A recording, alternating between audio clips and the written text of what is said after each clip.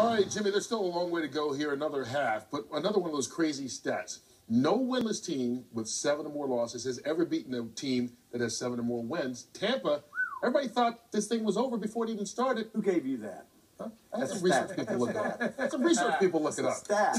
Yeah, Kurt, you say, you just go figure. I mean, really, Tampa may be what people would say one of the worst teams in the NFL. Seattle should be maybe one of the best. Plus, Seattle plays so well at home. So this is a gimme, right? Well, we talked in the pregame show about, in college as opposed to professional football. If you're at the top dozen schools in college, you can count at 8 or 9 wins, without even trying, regardless how you play.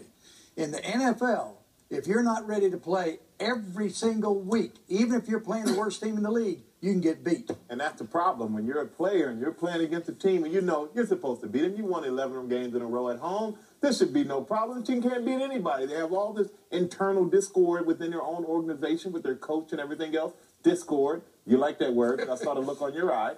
Then you have a volcular charm. You know that. Thank you very much. It's the list.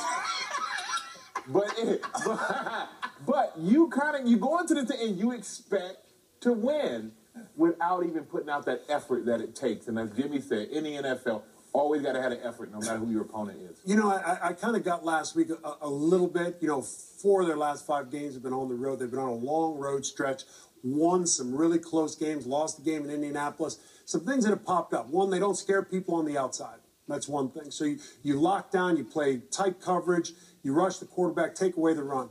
The other thing is their protection. It's been an issue. And defensively, I don't know whether they're as deep as any defensive line in football. I'm not sure why they're not more productive up front, whether they're rotating them too much, guys can't get in a rhythm. How about their tackles, Howie? Nobody's talking about their tackles.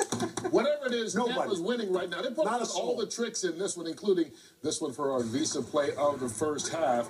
How about Mike James' jump pass to Tom Crabtree for the touchdown? It's 21-7. Yes, Tampa with the lead.